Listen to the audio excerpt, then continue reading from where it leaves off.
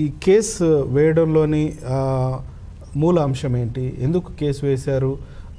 ఏ అంశం మిమ్మల్ని ప్రేరేపించి ఈ రకంగా కేసు వేయడానికి మీకు దోహదపడింది అని అడిగితే ఏం చెప్తారు? సార్, అది యాక్చువల్గా మేము వేసేది కేసులో మాకు పర్సనల్ ఇంట్రెస్ట్ ఏం లేదు.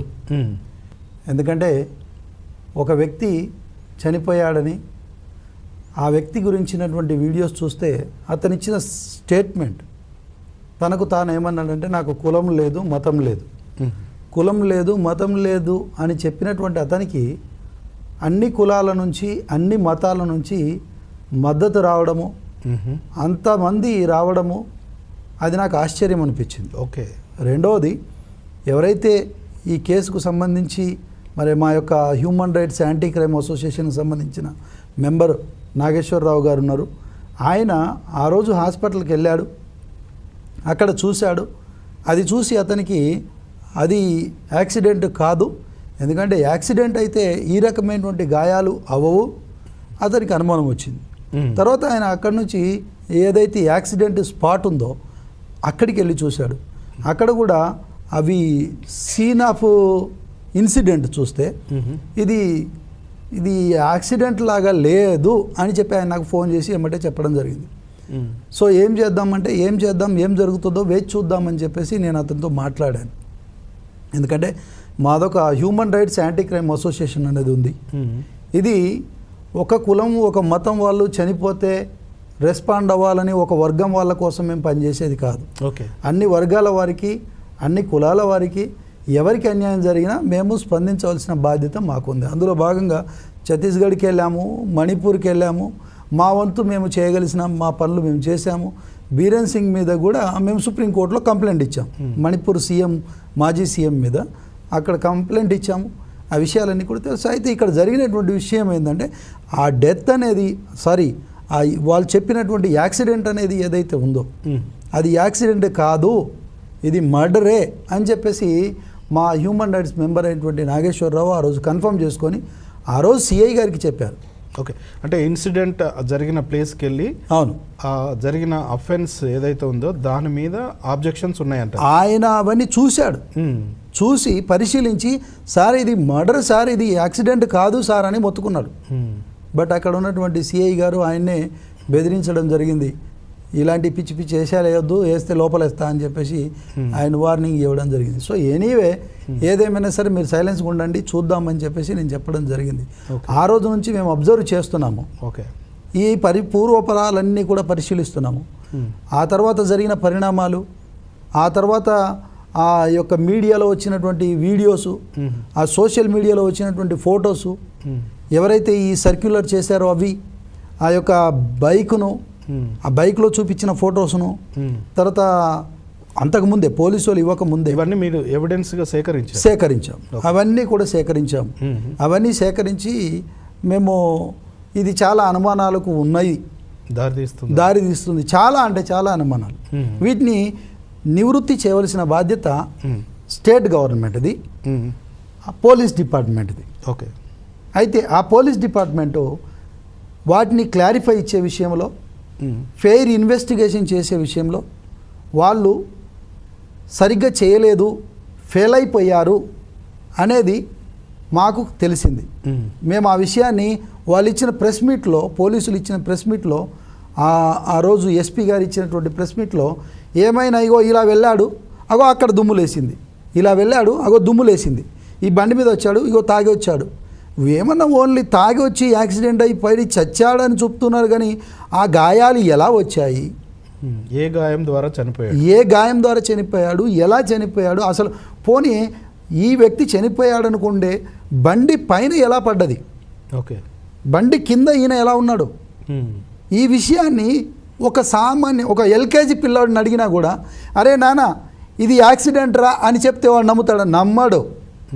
ఇది యాక్సిడెంట్ కాదు, బండి తన మీద వేసుకొని తను పడుకున్నాడు అని చెప్తాడే కానీ, ఎల్కేజీ పిల్లాడి గురించి చెప్తాను, బండి తన మీద వేసుకొని పడుకున్నాడు, బండి నేను నడుపుకుంటూ పోయి ఆయన పడలేదు, ఒకవేళ పడితే బండి ఆయన ఒక్కడ పడతాడని ఎల్కేజీ పిల్లవాడు చెప్తాడు. అలాంటిది ఒక బాధ్యత కలిగినటువంటి హోదాలో ఉన్నటువంటి మంచి స్థానంలో ఉన్నటువంటి వ్యక్తులు ఇలా తప్పుడు సమాచారం ఇవ్వడం ఏంటిది? సో ఇప్పుడు ఈ సమాచారం ఏదైతే మీరు తప్పు అని చెప్తున్నారో, ఎస్ సార్, ఆ విషయాన్ని నేను కోర్టు దృష్టికి తీసుకెళ్ళాను. సో ఆ ఎవిడెన్సెస్ అన్నీ కూడా మీరు సేకరించి వాటిని వారి దృష్టికి తీసుకెళ్లారా, కోర్టు దృష్టికి? ఆ సాక్ష్యాధారాలు అనేటివి సేకరించడం మా పని కాదు. ఓకే. సాక్ష్యాధారాలు ప్రూవ్ చేయవలసింది, సేకరించవలసింది duty of the state. Okay. Evidence collect చేయవలసింది duty of the investigation ఆఫీసర్ది.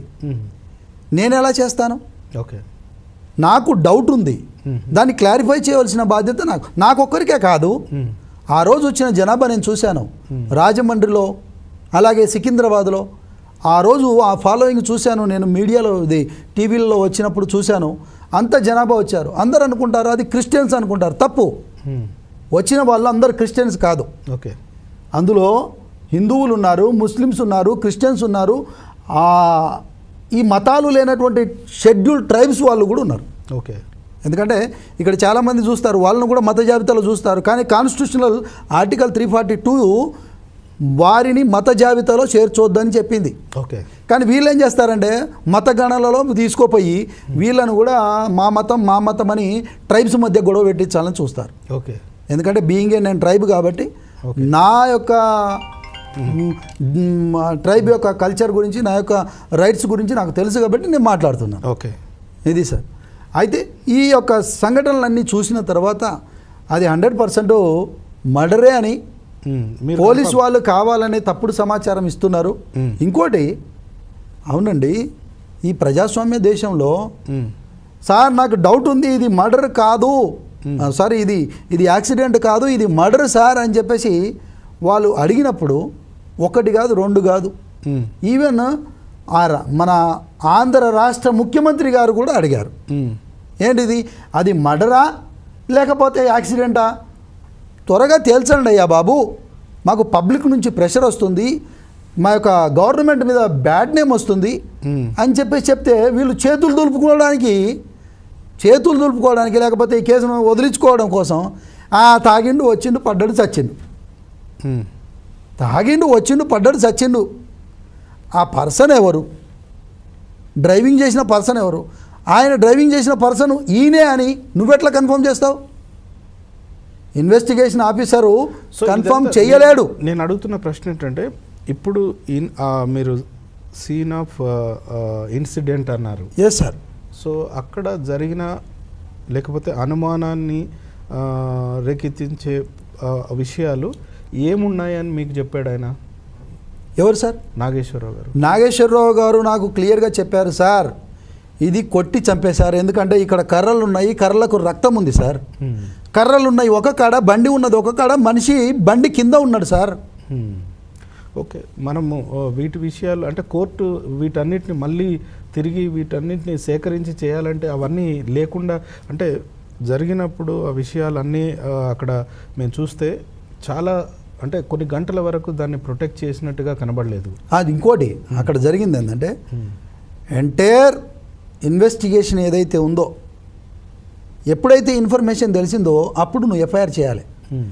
Body వచ్చి రిలేటివ్స్ వచ్చి బాడీని కన్ఫర్మ్ చేసి వాళ్ళు కంప్లైంట్ ఇస్తే కానీ నువ్వు ఎఫ్ఐఆర్ చేయలేదు.